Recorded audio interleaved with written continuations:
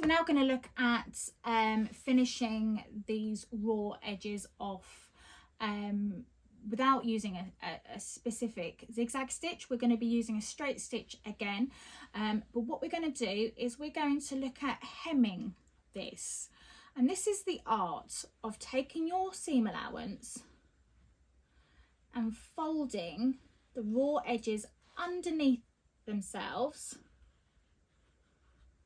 to create a much smaller seam allowance,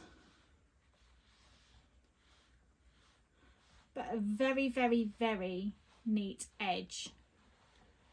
So I'm going to press that into position, and you can see already just how pretty that's going to look, because we're going to run a top stitch close to this folded edge to keep everything into position. So I'm going to show you how to do that now. So again, we are working on just the seam allowance. We're going to take away the main garment piece here.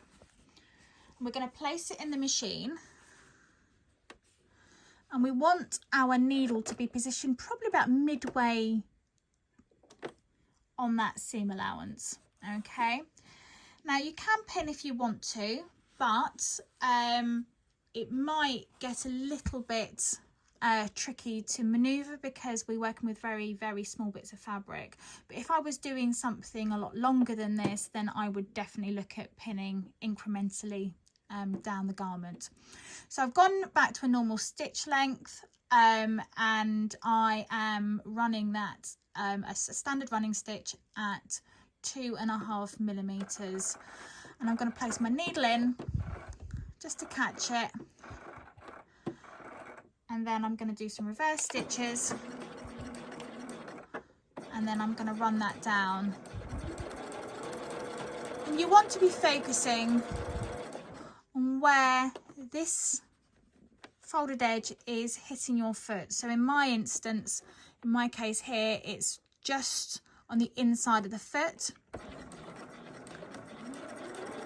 However, you might find it easier to look at where the seam allowance line is meeting your foot. It depends on your machine and depends on the quality of your foot.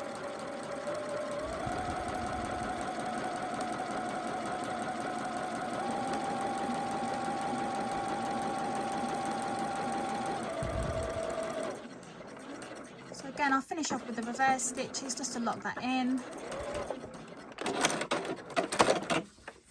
And that is done and all caught.